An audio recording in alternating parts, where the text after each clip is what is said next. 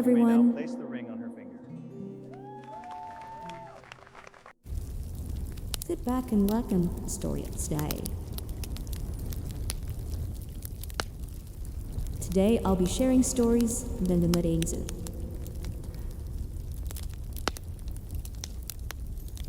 Give it a like. No matter where you're watching from, feel free to leave comment long before church bells rang. And the great feast began. A medieval when was already years in the making. In the world of the Middle Ages, a world by feudal bonds, religious doctrine, and You may now place the ring on her the finger. fragile alliances of noble houses. Marriage was rarely a matter of the heart alone.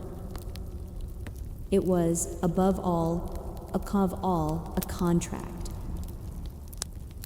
A binding agreement between families, between lands, between futures not yet lived, from the humblest peasant village to the grandest royalty. The same. Marriage, two people. Joined bloodlines, property, political loyalties, and the economic survival of entire households. A daughter was not simply given away. She was a living seal upon an agreement that determined the fate of region, the transfer of a vast estate, or the security for generation to come. The Catholic Church, which held extraordinary influence over every dimension of medieval life, the marriage was a marriage sacrament. One of 7 holy rites ordained by God, and yet, for centuries, the Church struggled to define where its authority and where the tradition began. The tension between sacred ceremony and secular negotiation, and with the still wedding still echo our understanding of matrimony today. To understand how medieval people married, we must first understand what they believed marriage to be. It was not merely a social event. It was a spiritual transformation, a legal transfer, and a public declaration all at once. And it began long before the wedding day itself.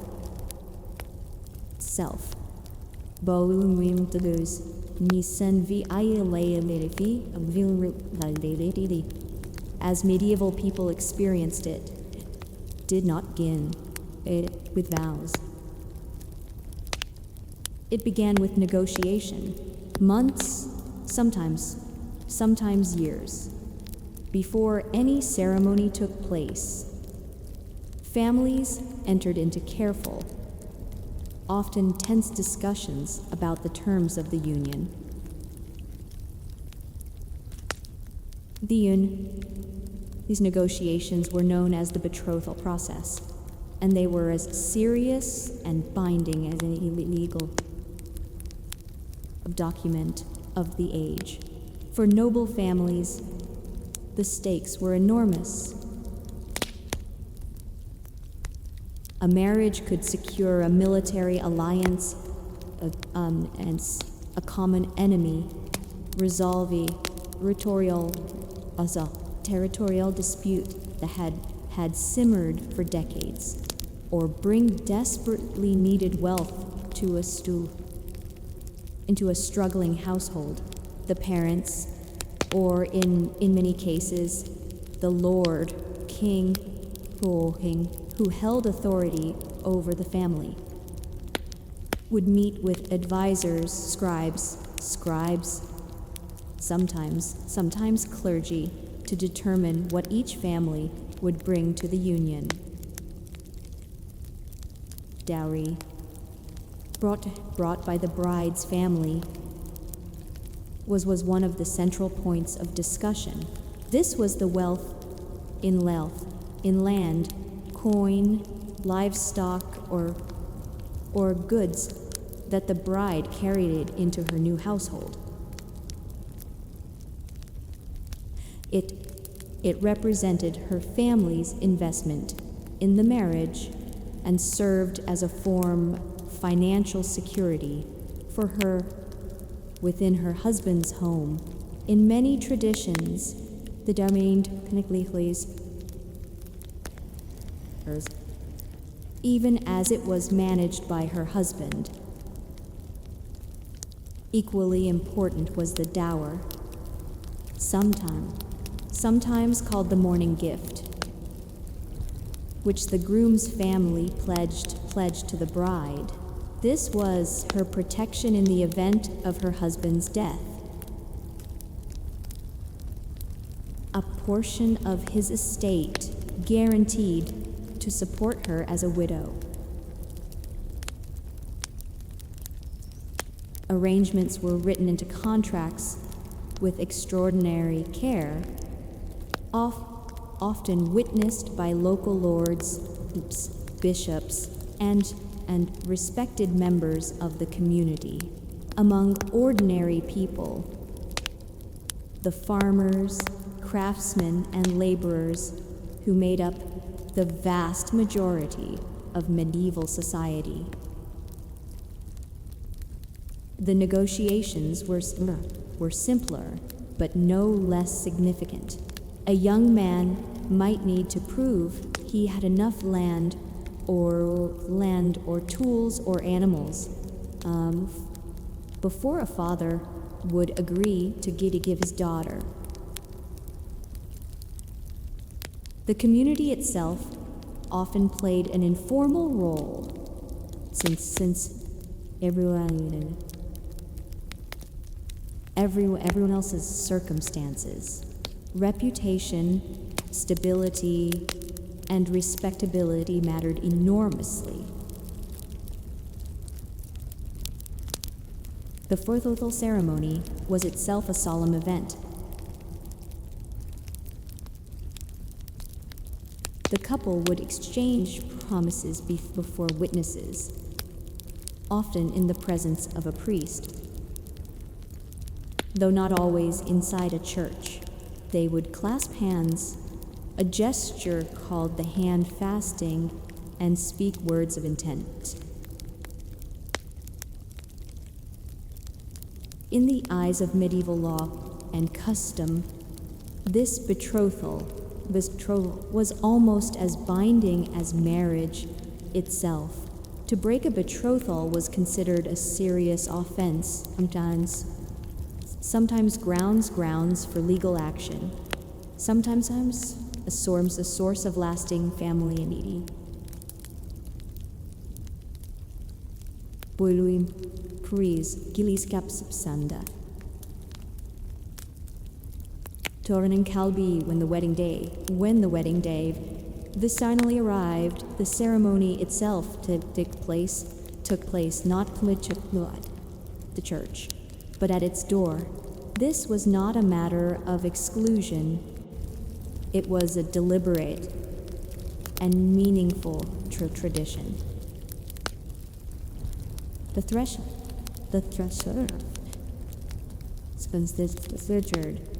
boundary between the secular world and the holy, and standing that threshold, the couple declared their union before both worlds. The priest would meet the bride and groom at the church port, known in English as the church door ceremony, and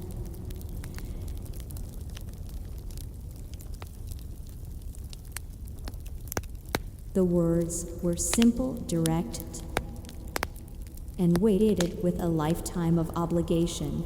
The groom would take the bride's right hand in his and speak his pledge to have and to hold from richer forward poorer, in sickness and in health until death. The bride would go the same promise, often adding the word obey, a reflection of the deeply hierarchical nature of medieval marriage was central to this moment. The groom would place a ring, typically of gold or silver, onto the bride's finger, moving it first over the thumb, then the index finger, then middle finger, speaking the words of the Trinity as he went. In the name of the Father, and of the Son, and of the Holy Spirit. He would then settle it on the fourth finger of the left hand, following the ancient belief that a vein ran directly from that finger.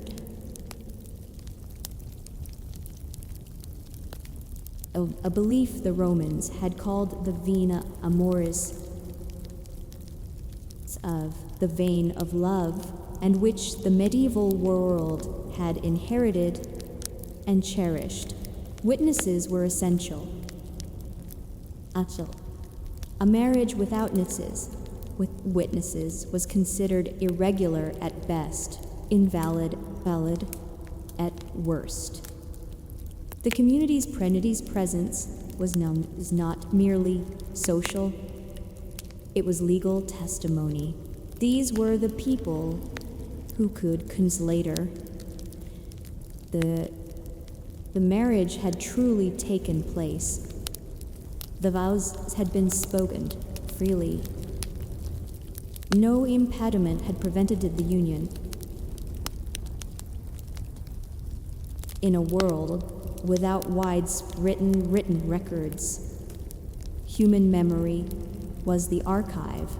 Once the vows were exchanged and the ring placed, the couple would enter the church together for a nuptial mass. This was this ceremony. Prayers for fertility and blessing, readings from scripture, and the of the union. The couple would kneel together beneath a canopy or veil known as the cloth or pall, which symbolized the shelter of God's grace over their new life together. At the conclusion of the Mass, the priest would the kiss of peace, the pax to the groom, who would then pass it to the bride through a kiss. This moment, quiet and intent amidst the solemnity of the ritual, marked the official beginning of their life as husband and wife. Biwum quater, kutlama, solin, metsik, gudsrik, the wedding complete, the wedding transformed. What had been solemn became joyful, had been joyful for one and the festive, and the entire community, whether a village of farmers or a court of lords, gave itself over to celebration. For medieval people who lived lives shadowed by hardship, disease, and uncertainty,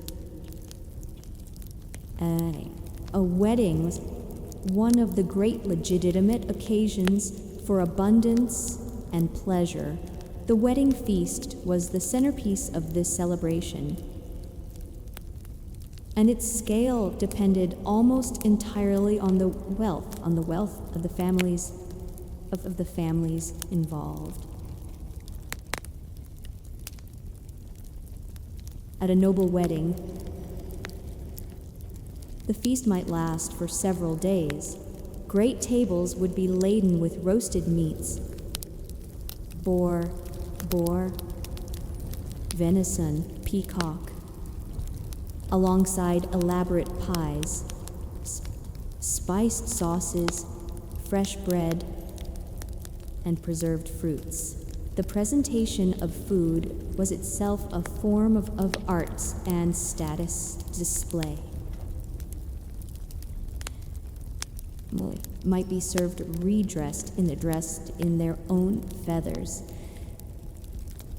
Pies might be formed in the shape of castles, and sugar sculptures might adorn the high table.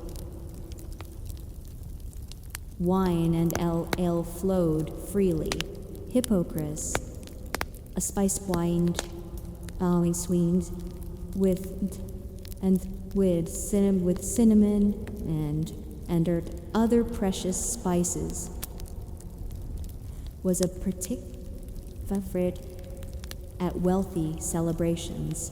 Among ordinary people, ale was the drink of choice, brewed locally, and consumed in quantities that modern sensibilities might find startling. Drunkenness was not celebrated, but was expected.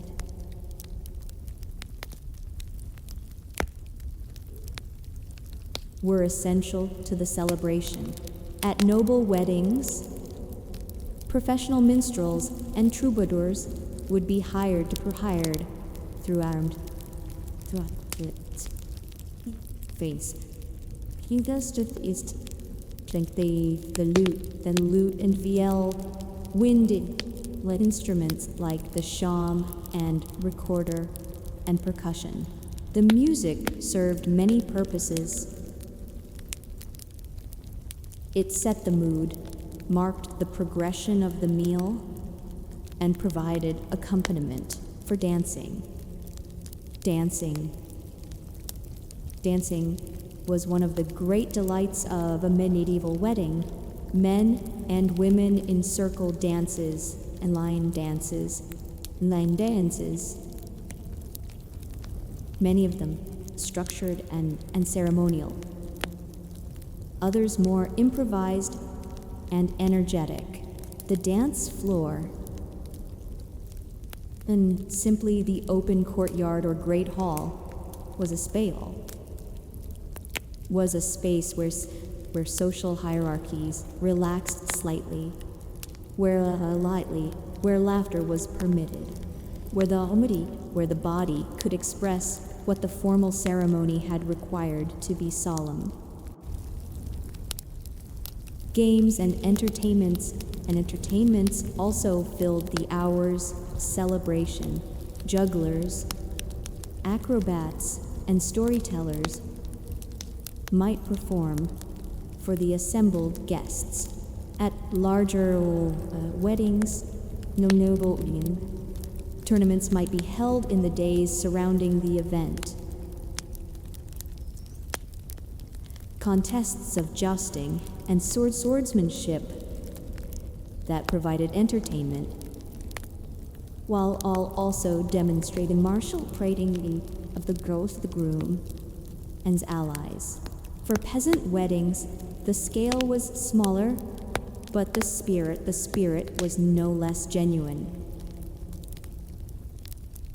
The village would gather in the churchyard, the common green.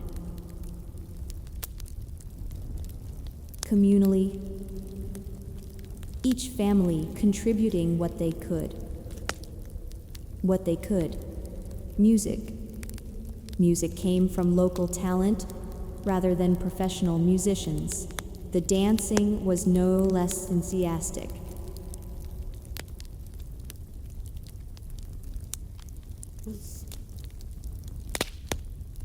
Of an entire social network affirming and celebrating the new union, was arguably even stronger in the more formal celebrations of the nobility.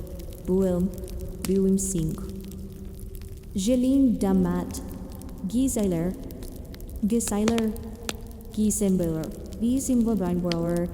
a meteor on her wedding day tells us a great deal about how the medieval world understood feminine and the meaning of the event itself. Unlike white wedding dress that modern Western culture as traditional, a convention that dates only to the Victorian era. Medieval brides wore whatever color represented their finest, and most valuable clothing.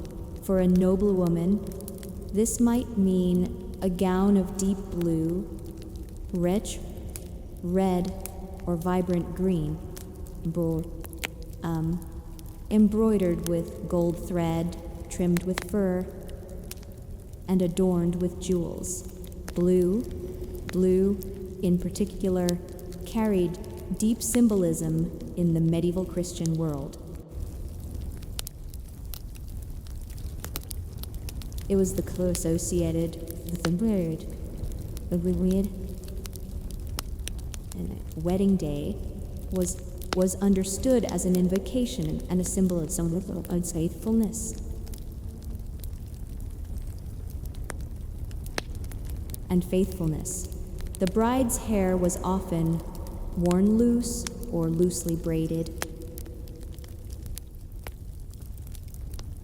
Shiva was entering marriage as a virgin.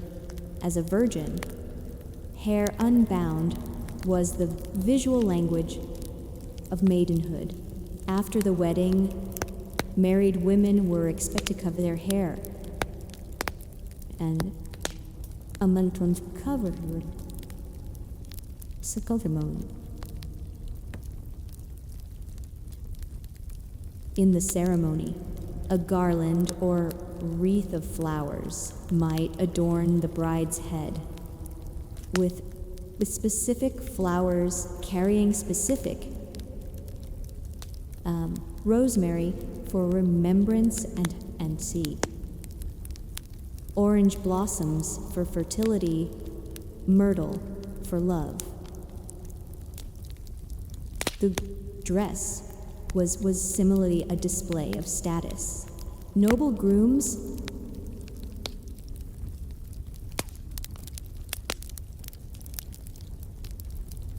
often color coordinated with the bride's gown in an early form of the match aesthetic.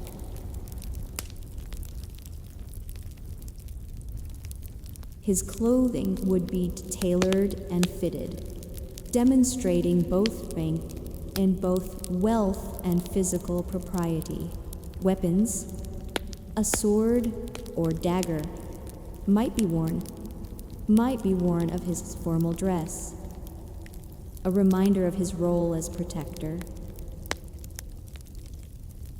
Gifts exchanged between the couple carried deep symbolic weight. The ring, as we have seen, was central, but other gifts were also common. Gloves, a sign of faith and trust. Book of prayers or devotion, particularly in literate noble households, or practical household items that signal the beginning of a shared domestic life. These gifts were often displayed publicly, both as celebration, as investment in the union. Flowers and herbs were woven through every aspect of the wedding. The bride garland, the decorations, the feast hall. the strewing of herbs on the floor to create a fragrant atmosphere, was so strongly associated with weddings that it became known as the wedding herb.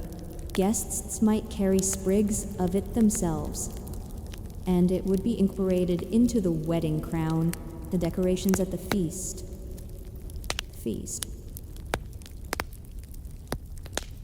Ukuwim says, ukuki boyutlar, evlilig en illigla jeserliligan bezliligaya. Behind the beauty and the abundance of the accomplished lay a complex legal reality. Medieval marriage law, a patchwork of church doctrine, local custom, feudal obligation, and secular statute, and the boundaries between these competing systems were frequently contested. The Catholic Church, by the 12th and 13th centuries, had established a clear tyranny. A valid marriage required the free consent of both parties. This was a remarkable principle for its time. It meant, at least in theory, that no one could be forced into marriage against their will. The Fourth Lateran Council of 115 codified this requirement and added another. Marriages had to be publicly announced in advance through the rereading of the banns. A declaration made on 3 successive Sundays or holy days in the parish church, giving any person who knew of an impediment to the marriage the conclude. Impediments were serious business. Church defined marriageable people who were too closely related by blood, by marriage, or even by the spiritual relationship created through godparenthood. These prohibitions extended to remarkably distant degrees of kinship, which tightly knit communities make it genuinely difficult to find an eligible partner without papal dispensation. Such dispensations were available, but they came at a price, literally, the church, which placed them beyond the reach of ordinary people. The question of consent also raised the thorniest of clandestine marriage, because the church taught that consent alone made a marriage valid. That is, if two people freely agreed to marry each other, they were married with witnesses or ceremony. Secret marriages were technically recognized. This created enormous complications. A man might claim he had secretly married a woman. A woman might assert a prior secret marriage to prevent an unwanted union. Throughout the medieval period, were kept busy untangling these disputes. For nobility and royalty, marriage law inherited politics, kings and great lords, sometimes annulments, declarations that that a marriage had never been legally valid in order or reasons.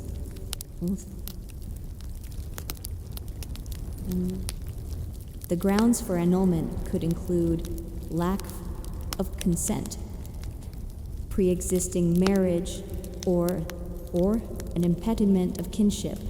These cases often went to Rome and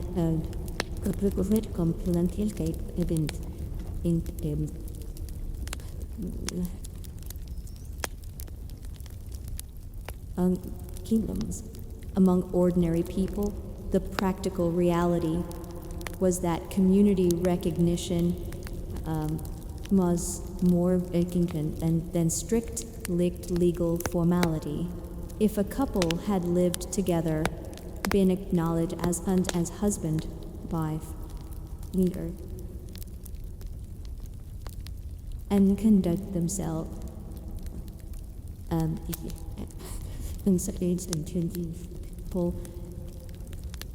their union and release accepted as valid, even if the paperwork was incomplete. Custom and common knowledge served as the foundation of family law in communities where informal as were just done were expensive.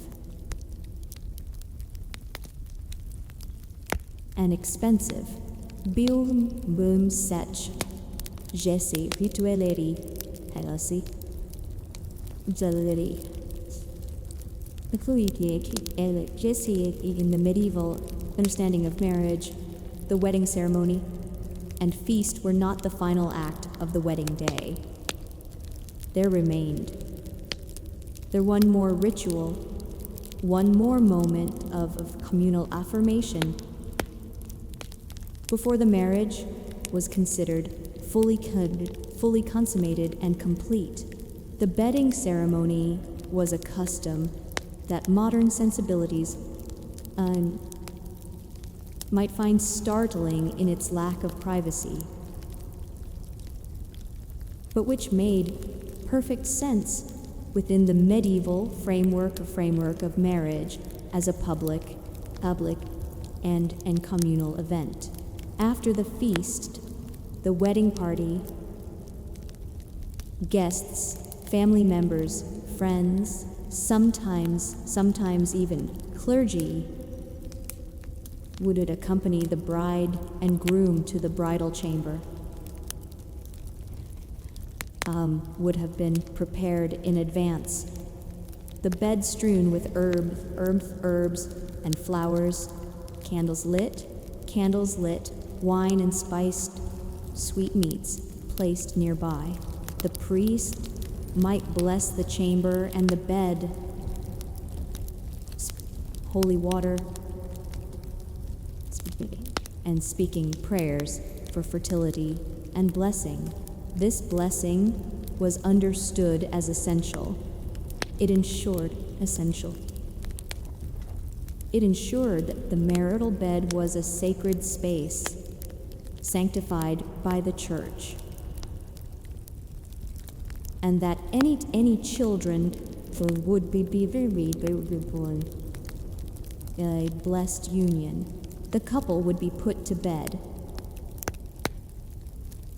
and literally assisted into the bed their attendants, who might remove the bride's garland and the groom's ceremonial clothing. Ribald songs and jokes were common, a tradition of bawdy humor to ease the tension and mark the transition to intimacy. The guests would then withdraw, drawing the curtains of the bed behind them. Consummation of the marriage was not merely a personal matter, a legal one. An unconsummated marriage could be declared invalid, and in cases of dispute, Witnesses might be called upon to confirm that the marriage had been consummated in royal and noble. The stakes were particularly high. An heir was necessary. And the public nature of ensuring that any future children could not have their legitimacy questioned. The morning after the wedding, called the morning or Morgage in Germanic traditions, the groom present his new wife with a gift. This was distinct from the dowry or dower arranged before the wedding. It was a personal gesture, a token and commitment offered at the dawn of their shared life. It might be jewelry, land, money, or some cherished possession. It was hers alone. Biu moit siniflar aras farkl klar. Kuilu bi soyular. Bruhuva vilu. Oh, speak of a single medieval wedding is of course simplification.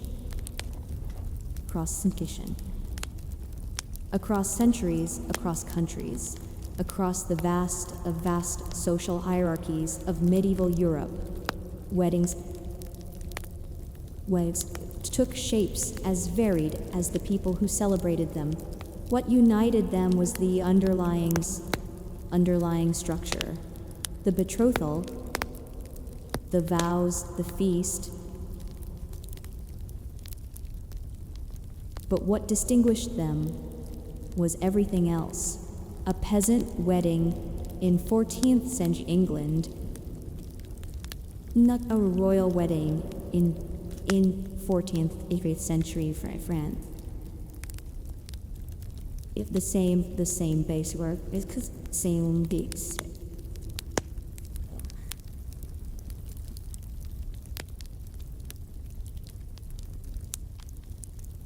Among the rural poor, weddings were local affairs.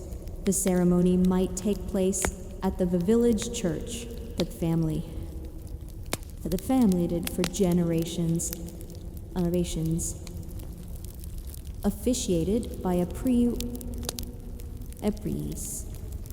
of regation by name. The feast would be modest,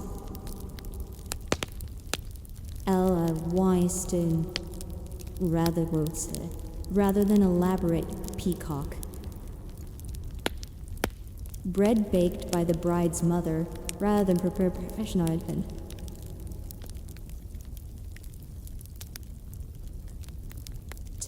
Duplicity did not mean joylessness. Medieval peasant communities had a deep tradition of collective celebration. Would contribute food and labor.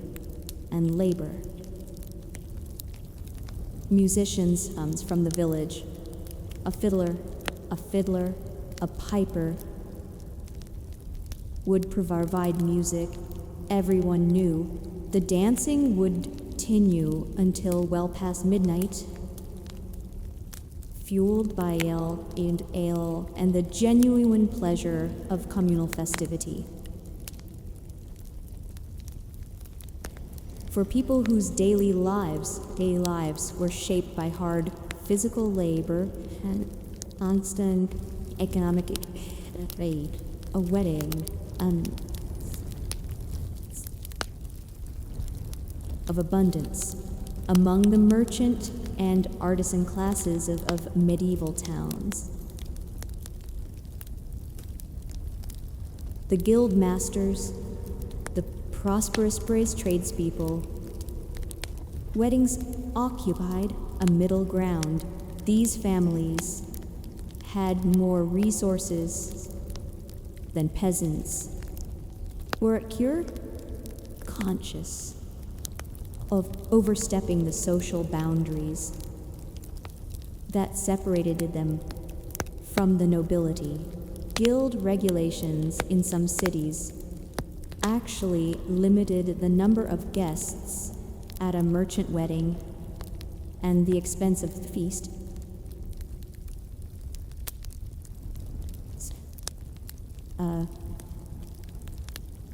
And partly distinctions.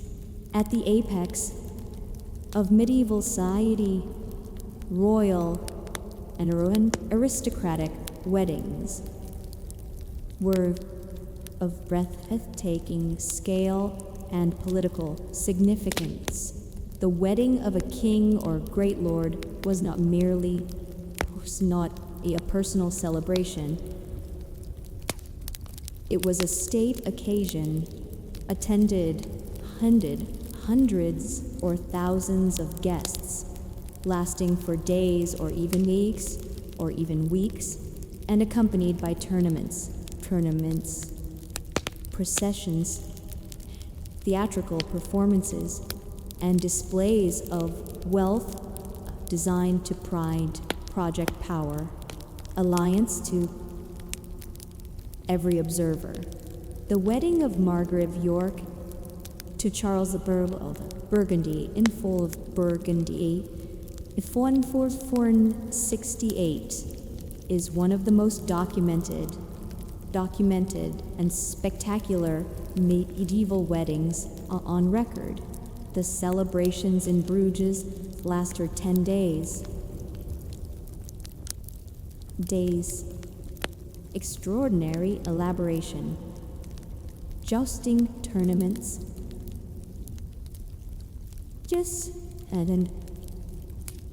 and the display of fabulous gifts. The sheer expense was calculated to demonstrate wealth, prestige of the Burgundian court, the assembled nobility.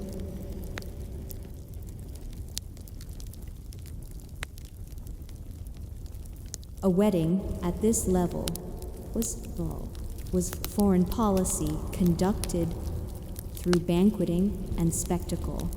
Biumalu, Bulf, Borgesel, Jelinikler. Upen, Avrirert, Beard Yenda Dugunder medieval Europe was not a monolith. From the olive groves of southern Italy to the pine forests of Scandinavia,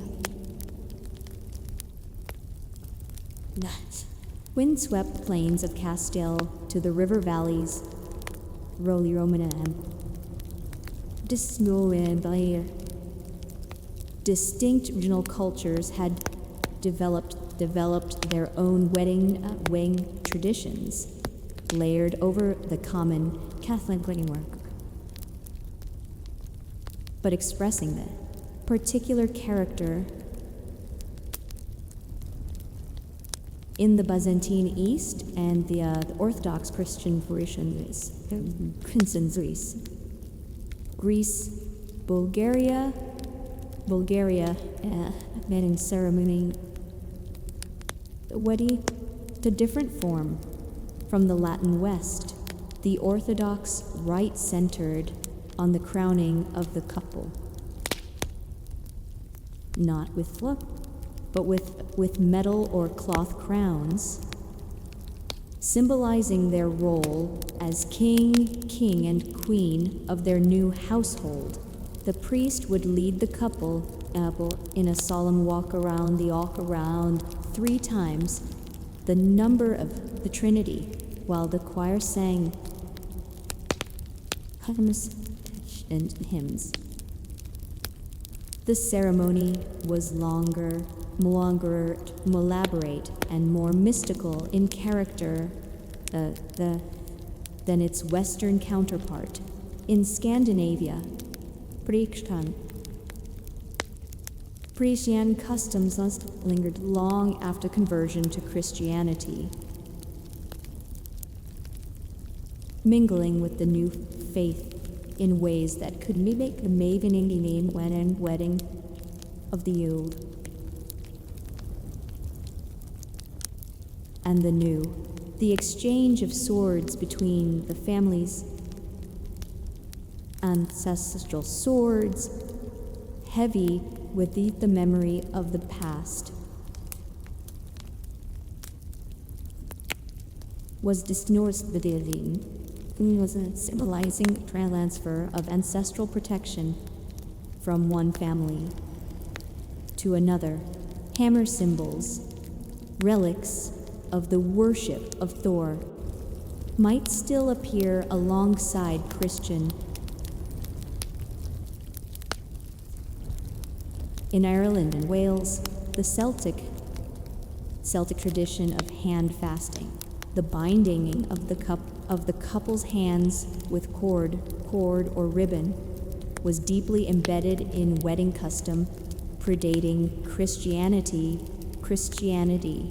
and persisting through it. The physical act of tying the hands together, both symbol in the memory of ancient binding oaths. The phrase teeing the knot and not echoes this tradition across the centuries. In southern France and northern Spain, the troubadour culture, courtly love, interlangues, a vocabulary of medieval love and marriage, while the troubadours typically celebrated love of outside of marriage, idealized impossible passion of a knight for an inaccessible noble woman. Their aesthetic influence gradually seeped into the culture of weddings themselves, adding a layer of romanticization to what had previously been understood in almost purely practical terms. Jewish communities maintained their own distinct rooted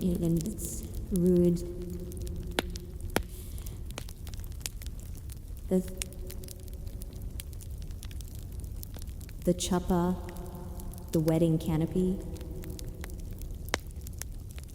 sheltered the couple during the ceremony. The ketubah, the marriage contract, was a detailed legal document outlining the husband's obligations to his wife. The breaking of the glass at the conclusion of the ceremony was a moment of remembrance amid joy. The destruction of the temple in Jerusalem. These traditions existed in parallel to the Christian world around them, sometimes influencing and sometimes completely separate from it.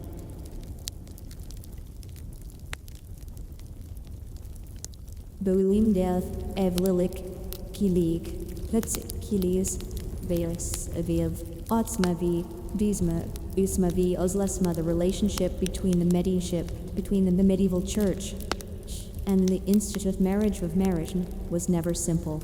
For all the church's insistence on the sacrament of marriage, and canon law, the reality of marriage in the medieval world was far messier, more contested, and more varied than any official teaching could contain. One of the most persistent tensions was the question of co-marriage. For the first millennium of Christianity, priests and bishops been married men.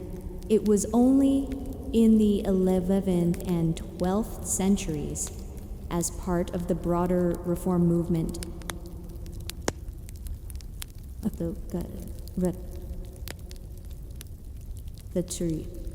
the church moved decisively to enforce clerical celibacy. The transition was painful and incomplete. Clergy resisted. Communities accustomed to married priests pushed back. And the enforcement of celibacy remained uneven for generations. But the ideal of celibacy had been established, and with the elevation of the married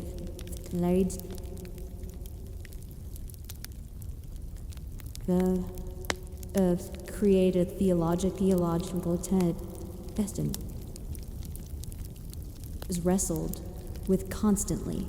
On one hand, marriage was a sacrament, holy, God-ordained, the proper state for the vast majority of humanity.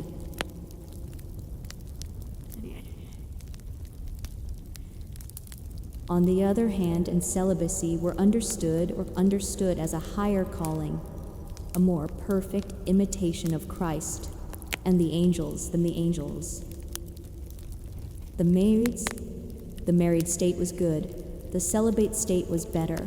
Marriage was honorable. Continence was more honorable still. For married people in the medieval world, this teaching could be a source of genuine spiritual anxiety. They were told that their married love was holy, and also that it was a concession to human weakness. They were told that marital relations were permissible, even good within marriage, and also that they should be conducted with restraint, without excessive pleasure,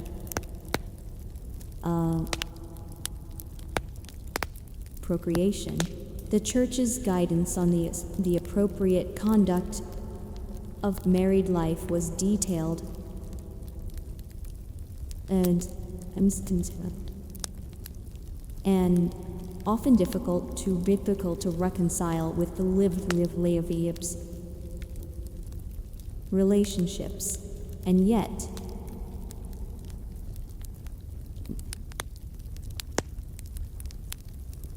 the medieval church was also the insistence with people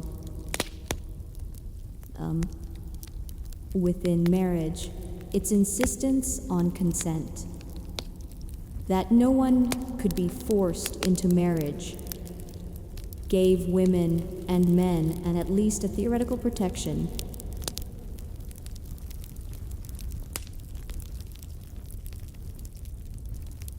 Its courts provided a forum where aggrieved spouses could seek remedy. Its teaching on the dignity of the marital bond married above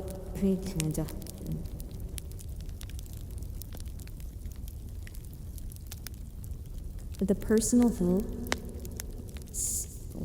spiritually dimension mattered alongside the economic and social. The history of medieval marriage is ways of this ongoing negotiation between the ideal and the real tween and secular, between the institutional power of the church and the daily lived experience of millions of ordinary people who simply wanted to love, to build families, to find in each other some, and zero wolf still often withheld. Biumons.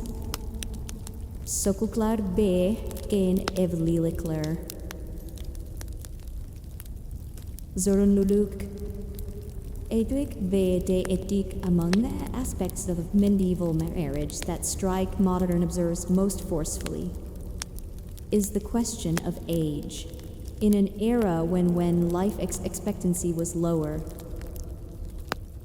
when dynastic and property concerns pressed urgently upon every family, and when the concept of childhood as a protected developmental stage had emerged, marriage at ages that today would be considered deeply inappropriate was not uncommon, particularly among the nobility. Canon law set the minimum ages for marriage at 12 for girls, and 14 for boys. The ages at which, according to medieval medical understanding, it was expected to occur. These were the minimum thresholds. Betrothal could happen even earlier, with actual wedding reach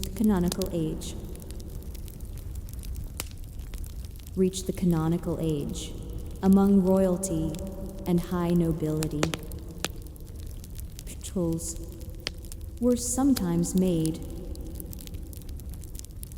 were mere infants, sealing political alliances that would take a decade or more in the future. It is important to understand, however, that even medieval law recognized that consent was required at the age of marriage itself. A child who had could, upon reaching the canonical age, refuse to confirm the marriage. In practice, of course, the social and family pressure to honor and Fuiserd carried severe consequences. But the to refuse existed. Among ordinary people, marriage tended to happen later than and among the nobility, precisely because situations waiting. A young man needed to have established himself, to have secured land, a trade, or some of supporting a family,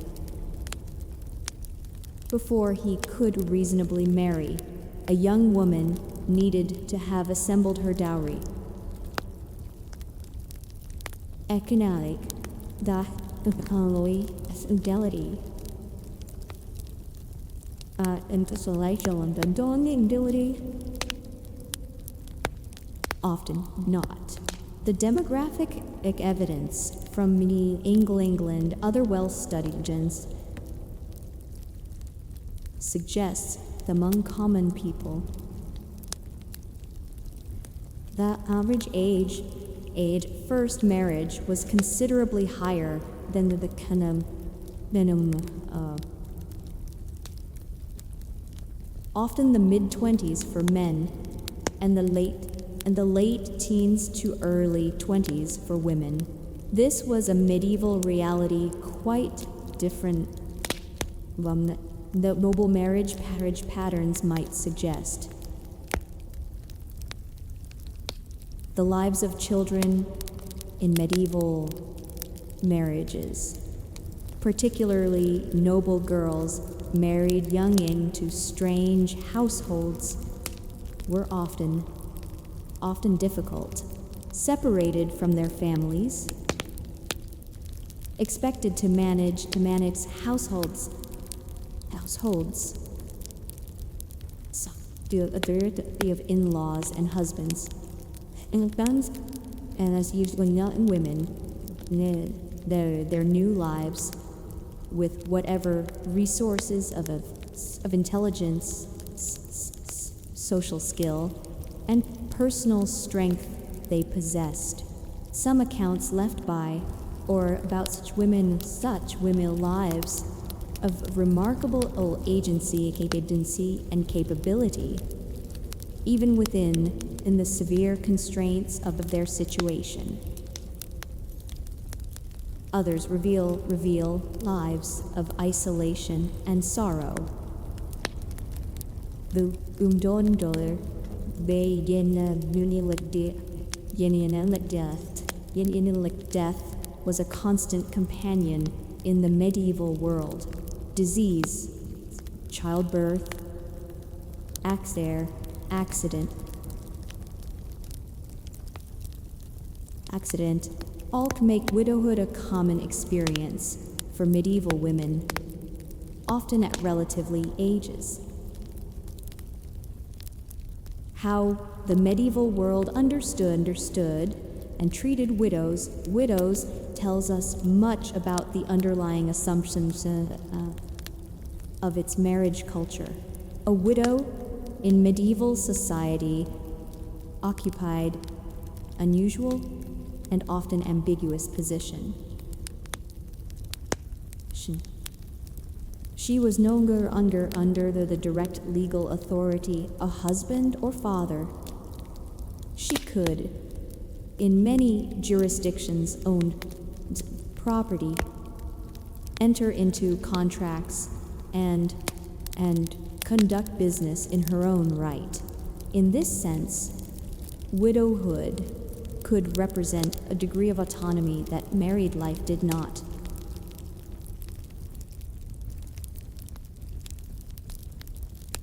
In particular, were sometimes figures of considerable economic and social power. But widowhood also brought vulnerability, the dower that had been promised at the time of marriage, portion of the husband's estate pledged for her support, was meant to protect her, but she actually received could require legal struggle interests.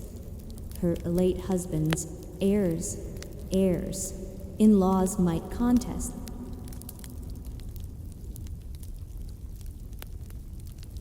Adult stepchildren might resent the portion of the estate she claimed. The church offered widows a honored, if constrained, place in the social hierarchy. Widowhood was understood as an opportunity for spiritual devotion. The widow, freed from the obligations of marriage, could dedicate herself more to prayer, charity, and pious works. Some noble widows became powerful patrons of religious houses, endowing monasteries, sponsoring the copying of manuscripts, and exercising influence through their wealth and connections that their married lives had not permitted. Remarriage was common and in most circumstances, perfectly accepted custom. A widow with young children, limited resources, or a large household to man had strong practical remarry quickly. A widow who was still young and well connected, an attractive match. She brought experience, often wealth, and proven capacity for managing a household. And yet, there was also a social and religious prestige attached to faithful widowhood. to the widow Cho remarry,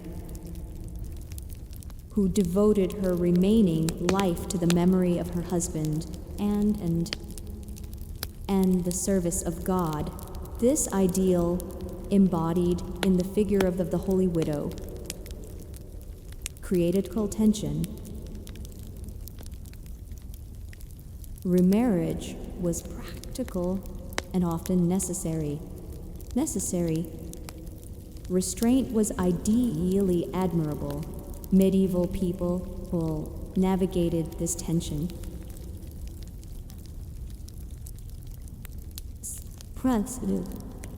And to mold the contradictions in their world.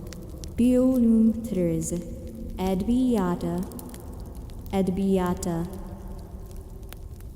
vi sanata ortasage bubunleri duikering left its mark not only in church records and legal documents, but in the literature, art, and poetry of the age. How medieval people imagined and represented marriage in their culture as something that this and anxieties regarding love, commitment, and the union of two lives. Geoffrey Chaucer, writing in 14th century, inged marriage, one of the central preoccupations of the Canterbury Tales, the Wife of Bath's prologue. Perhaps the most remarkable sustained female monologue in medieval English literature is an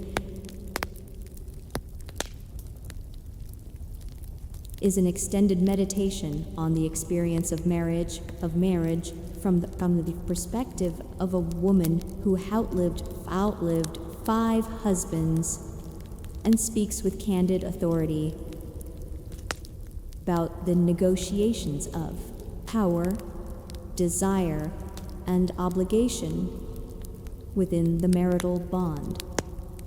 Chaucer's treatment of marriage is nuanced, ironic, and often deeply comic. We're perfectly capable of laughing at the institution, even as they honored it. In the visual arts, wedding scenes appeared in illuminated manuscripts, and in the painted,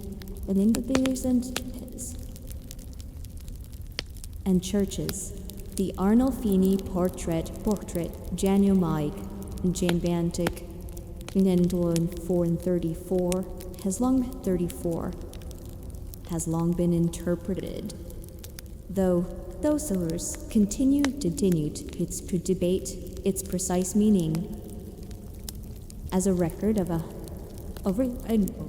or betrothal, the painter himself appearing as a witness in the convex mirror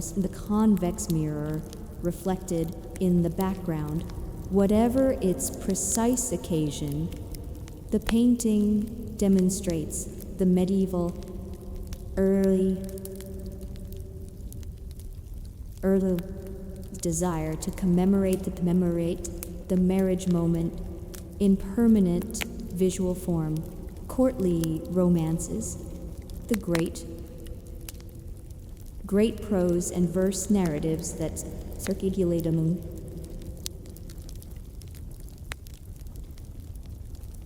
did love and marriage in complex and sometimes contradictory ways. The famous story of Tristan Isolde explored passionate love in tension with the obligations of marriage. Isolde was bound in marriage to King Mark, but her love for Tristan was presented as overwhelming and authentic in ways her marriage was not. Such stories edit good adorable as a moral ideal.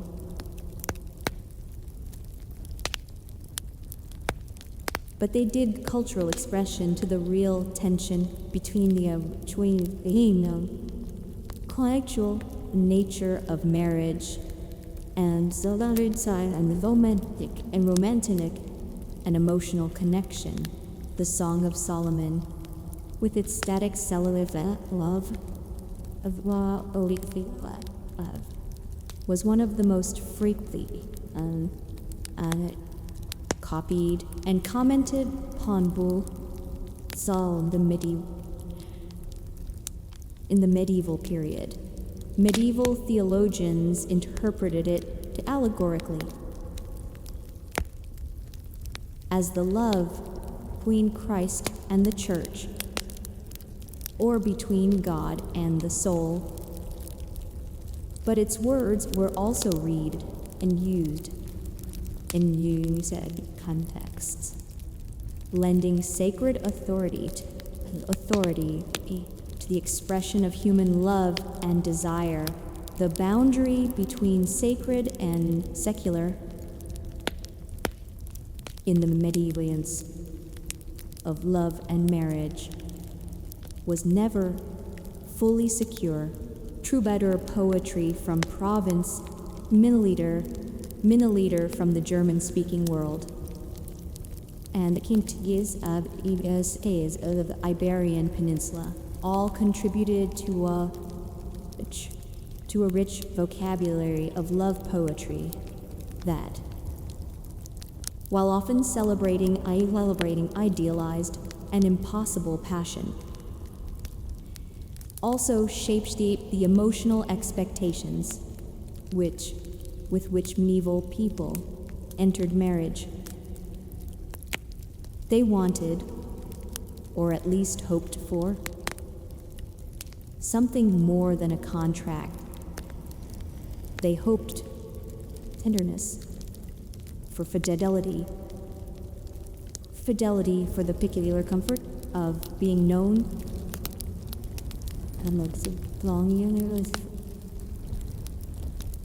of a shared life. Volum 14 Degisenia Bimbirgesenia Jailsa Evleg by the lead. And 15th centuries. The world in which people married was changing in profound ways. The Black Death, which between 347 and 1,801 killed perhaps a third of the continent's population, and its demographic and social consequence, and reshaped every institution, including marriage. In the immediate aftermath of marriage rates, marriage surged. Survivors rushed to rebuild shattered families, and find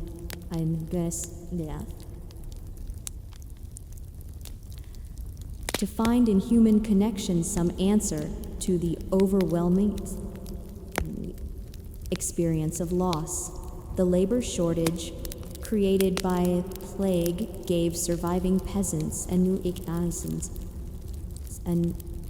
economic leverage that had not existed before. And with that leverage came slightly greater freedom in personal decisions. The choice of marriage partner. The plague also concentrated wealth in fewer hands, as incarcerated to the skin, plagued families, and this has marriage patterns.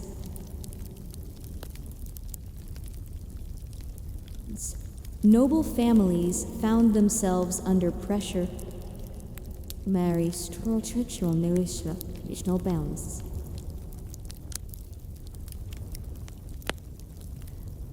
Merchant families saw opportunities to marry into the lines that had been given by plague losses.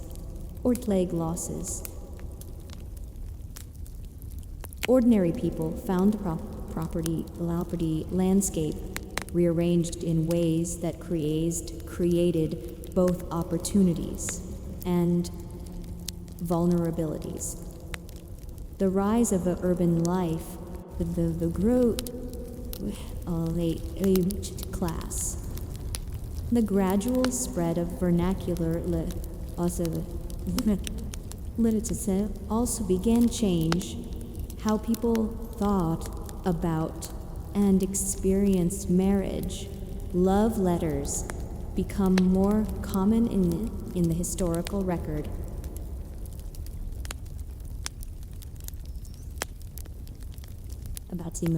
About the emotion mentions of marriage appear frequently. The wool merchant Francesco de Tini of Prato left behind an extraordinary archive of correspondence with his wife Margherita that reveals a marriage of remarkable emotional richness. Conducted across long separations and through passionate, quarrelsome, affectionate, and deeply human letters cross 6 centuries to speak to us still. The Paston letters, the correspondence of Norfolk gentry family across much the 15th century similarly reveal the human reality behind the formal structure of medieval marriage. We see daughters pleading with parents for permission to marry the men they love. We calculating the financial and social advantages of proposed matches. We see young men attempting to win favor, and young women attempting to preserve agencies in situations designed to limit it. The formal structures of medieval marriage are all present, but so is the irreducible individuality of people navigating within them. As the 15th century close, the Renaissance and the Reformation began to be felt across Europe. The medieval world of marriage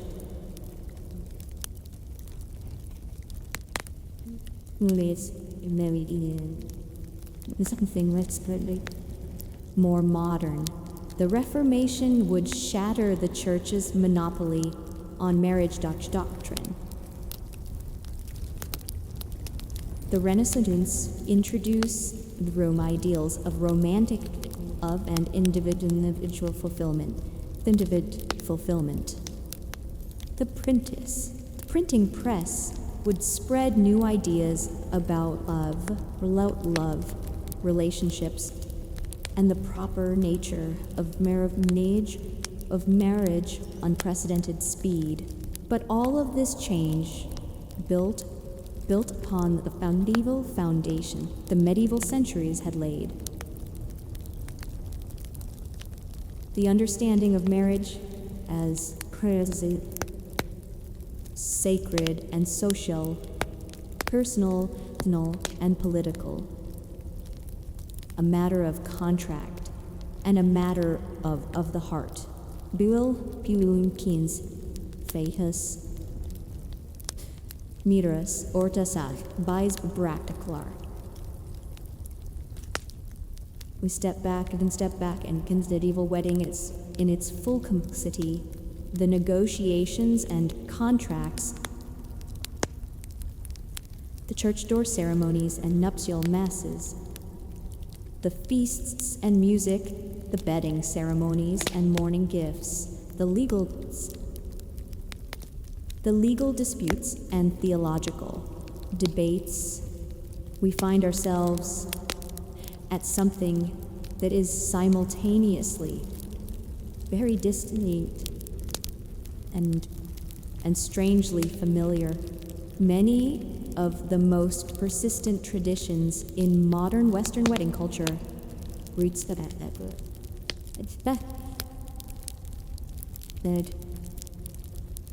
into the medieval period. The exchange of rings, the white wedding dress in the display of one's finest clothes, the reading of the banns or its modern equivalent in the legal notice period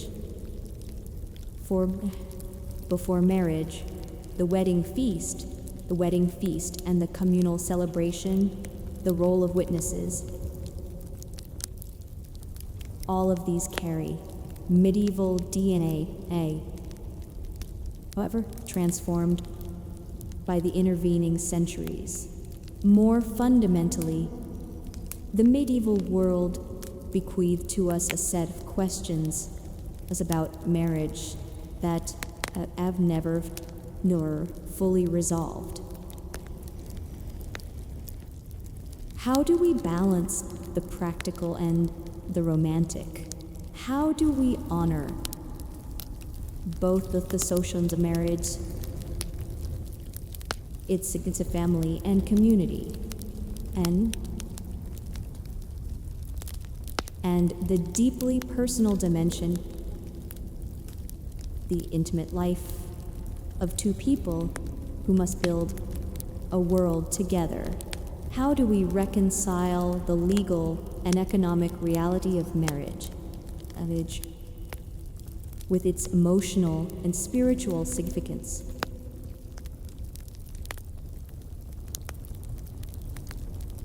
How do we do to be vulnerable in marriage while allowing the freedom necessary for it to be meaningful? These are not merely academic questions. They are the questions that every person who marries in every era navigate in one form or another. The medieval world navigated them imperfectly, as every era does, with compromises and contradictions, with moments of grace and moments of injustice, with deals that were sometimes cynically manipulated. But the medieval world also produced, within and around its marriage culture, something genuinely moving. A recognition that the union of two people was an event of cosmic significance, worthy of ceremony and community, of prayer and celebration, of legal protection and artistic commemoration.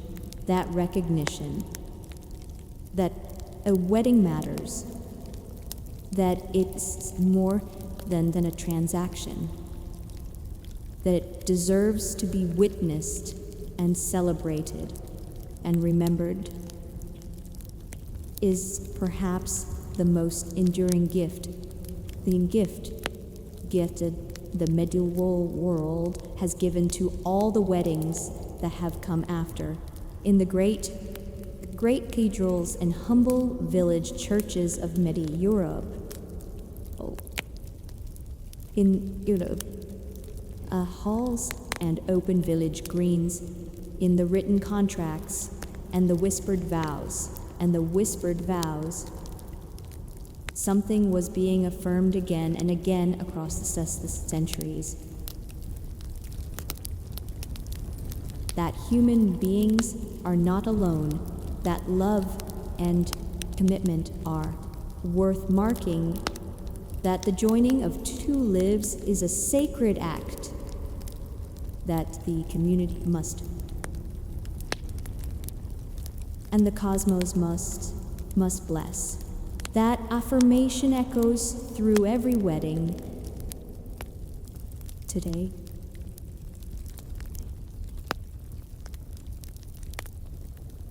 In every corner of the world, carrying with it the long memory of all the weddings that have come before.